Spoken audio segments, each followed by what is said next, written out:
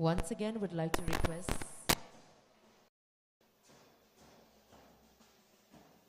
Once again, would like to request the participating teams of the 14th Manipur Polo International to start the march past.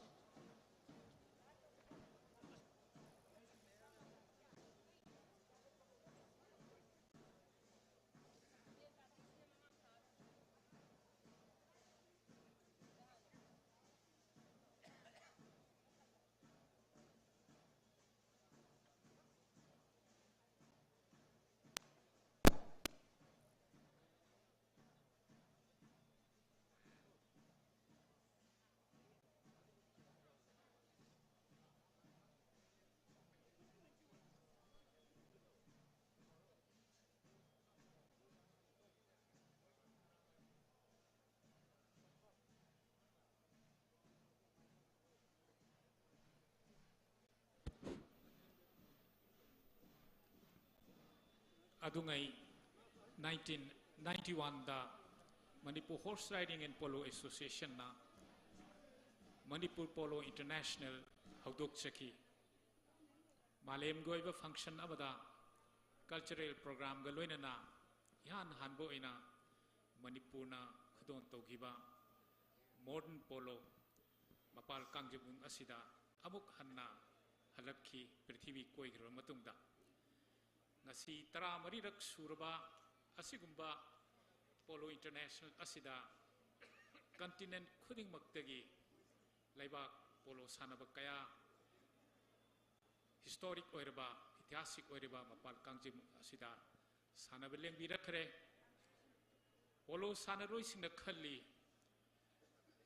Polo होरखिबा modern पोलो होरखिबा लमदम असिदा अमुक्तंग लाक्चरगा सगोल कांजई मणिपुर की pony Manipur की Sagol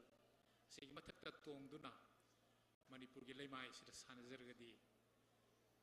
pilgrimage Moina तीर्थ यात्रा अमगुम सगोल कांजई मणिपुर की culture की मयोट कोइरिबा थवाई कोइरिबा असिगुम्बा सानबा से मुक्तंग सानजरगदी असेंबा पोलो की महाव फंगजगनी हाइदुना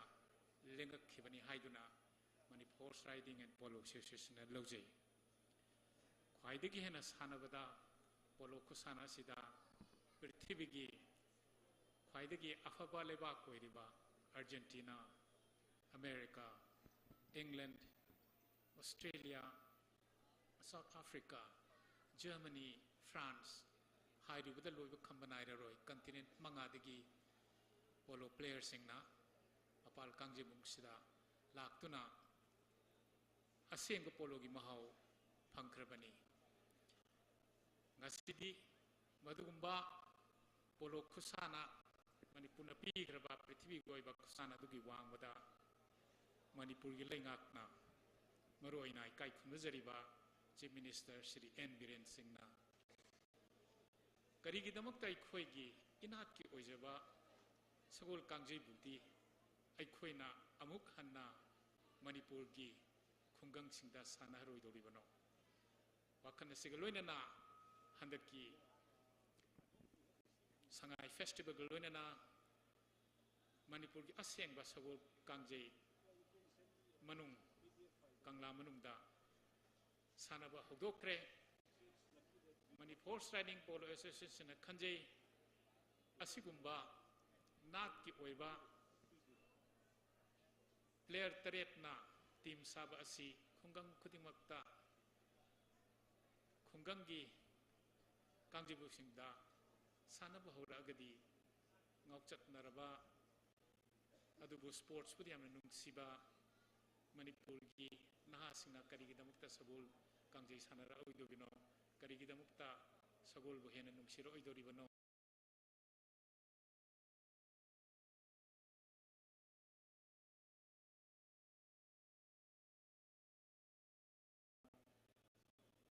ngasi sagon lising amaga chama bhabu sudrugi masing ase sagol gi demand la aboidi soidene hingani haibagi थाजबिबगा लोइना मणिपुर पोलो अमसुंग पोनी पॉलिसी 1916 की चथरप ओइना Honorable Chief Minister na asigumba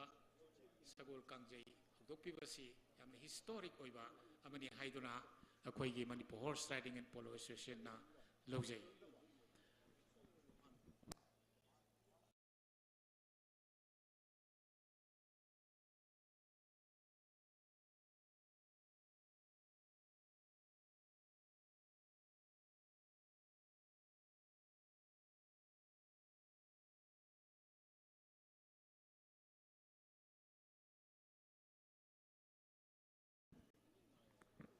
ꯑꯩꯈꯣꯏꯒꯤ ꯃꯥꯔꯆ ꯄꯥꯁ ꯆꯠꯄꯤꯒꯗꯧꯔꯤꯕ ꯇꯤꯝꯁꯤꯡ ꯈꯖꯤꯛꯇꯪ ꯊꯨꯅ ꯁꯦꯔꯦꯃꯣꯅꯤꯁꯤ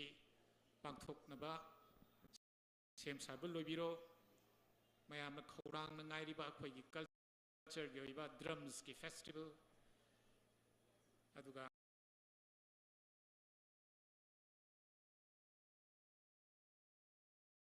ꯁꯥꯟꯅꯒꯗꯧꯔꯤꯕ ꯄꯣꯂꯣ ꯃꯦꯠꯆ ꯑꯗꯨ ꯈꯧꯔꯥꯡ ꯉꯥꯏꯗꯨꯅ ꯂꯩꯖꯔꯤ ꯅꯤꯡꯁꯤꯡꯖꯒꯦ ꯇꯥꯕꯤꯔꯤꯕ ꯈꯨꯗꯤꯡꯃꯛ ꯄꯣꯂꯣꯕꯨ ꯅꯨꯡꯁꯤꯕꯤꯔꯤꯗꯨꯅ ꯂꯦꯡꯕꯤꯔꯛꯏꯕ ꯈꯨꯗꯤꯡꯃꯛꯇ ꯆꯍꯤ 2-3ꯒꯤ ꯂꯦꯞꯂꯨꯔꯕ ꯃꯇꯨꯡꯗ ꯑꯩꯈꯣꯏꯗ ꯑꯣꯔꯒꯅꯥꯏꯖꯦꯁꯟꯒꯤ ꯏꯟꯇꯔꯅꯦꯁꯅꯦꯜ ꯄꯣꯂꯣꯒꯤ ꯇꯤꯝꯁꯤꯡꯕꯨ ꯀꯧꯖꯕ ꯃꯇꯝꯗ ꯑꯉꯛꯄ ꯐꯪꯅ ꯑꯩꯈꯣꯏꯗ ꯑꯋꯥꯕ ꯅꯪꯈꯤ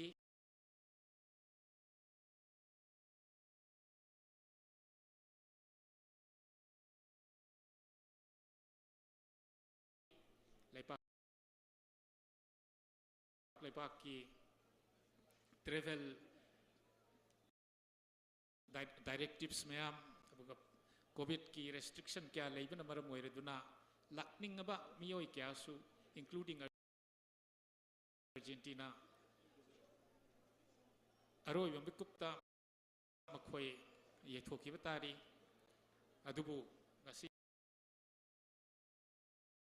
ꯌꯥꯝꯅ ꯂꯤꯡꯕ ꯇꯤꯝꯅꯤ ꯌꯨꯅꯥꯏꯇꯦꯗ ꯁ꯭ꯇꯦꯠꯁ UKꯒꯤꯁꯨ ꯌꯥꯝꯅ ꯂꯤꯡꯅ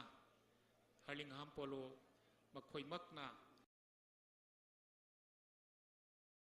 ꯃꯈꯨꯠ ꯊꯤꯡꯖꯤꯟꯗꯨꯅ ꯏꯪꯂꯦꯟꯒꯤꯗꯤ ꯃꯈꯣꯏꯅ ꯒꯕꯔꯅꯤꯡ ꯕꯣꯗꯤꯅꯤ ꯑꯗꯨꯒ US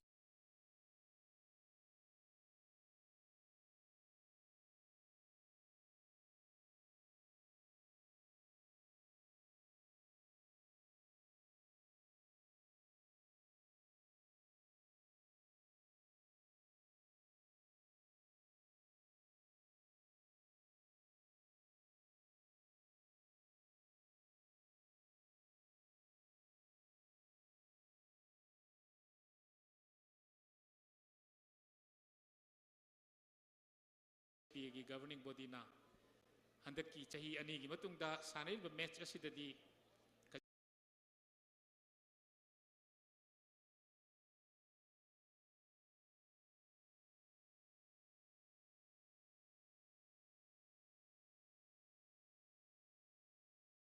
ꯈꯤꯇꯪ ꯍꯦꯟꯅ ꯂꯤꯡꯕ ꯇꯤꯝ ꯊꯥꯕꯤꯔꯛꯀꯦ ꯍꯥꯏꯗꯨꯅ ꯊꯥꯕꯤꯔꯛꯑꯦ ꯍꯥꯏꯗꯨꯅ ꯑꯩꯈꯣꯏ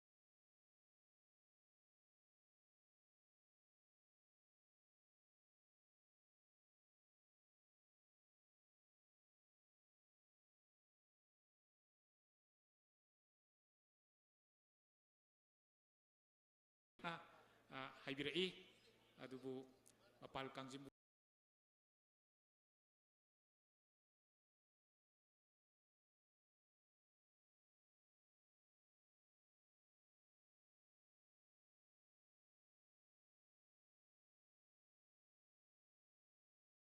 ꯃꯁꯤꯗ ꯃꯈꯣꯏꯅ ꯃꯅꯤꯄꯨꯔꯒꯤ ꯀꯥꯡꯖꯩꯕꯨ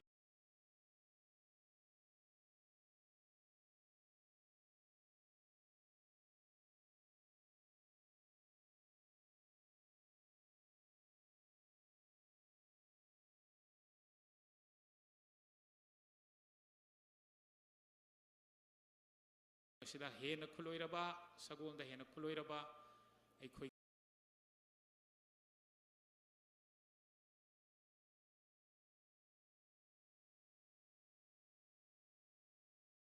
ꯁꯥꯟꯅꯔꯣꯏꯁꯤꯡꯒ ꯃꯈꯣꯏꯒꯤ ꯇꯤꯝꯁꯤꯡꯁꯤꯒ ꯀꯅꯥꯅ ꯊꯣꯏꯒꯗꯒꯦ ꯍꯥꯏꯕꯗꯨꯗꯤ ꯃꯤꯌꯥꯝꯅ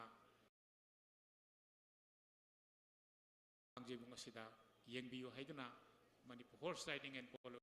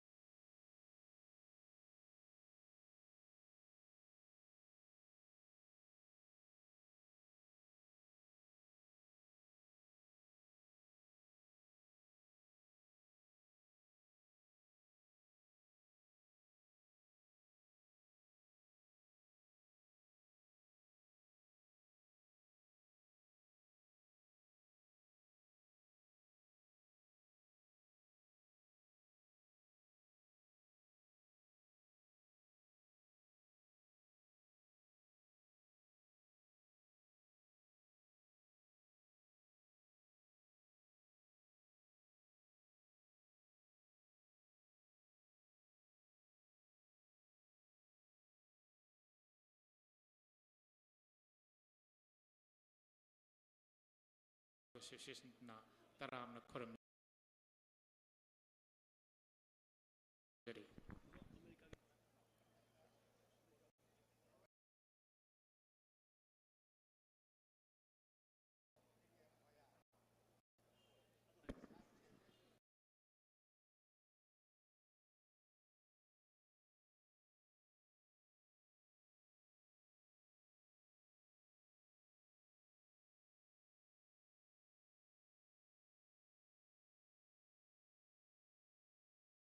ꯊꯦꯡꯊꯕꯒꯤ ꯃꯔꯝ ꯑꯁꯤ ꯑꯃꯦꯔꯤꯀꯟ ꯇꯤꯝ ꯑꯁꯤ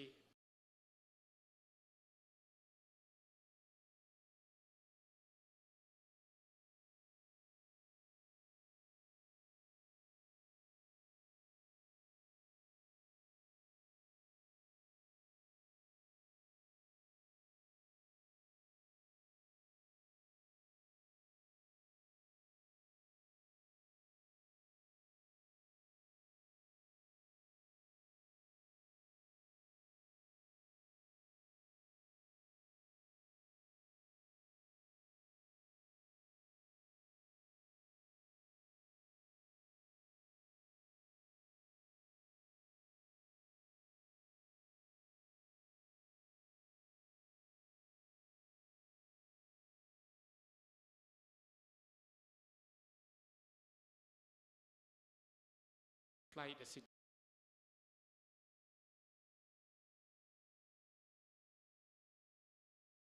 ꯂꯦꯠ ꯇꯧꯈꯤꯕꯗꯒꯤ ꯂꯥꯛꯄꯗ ꯐꯖꯅ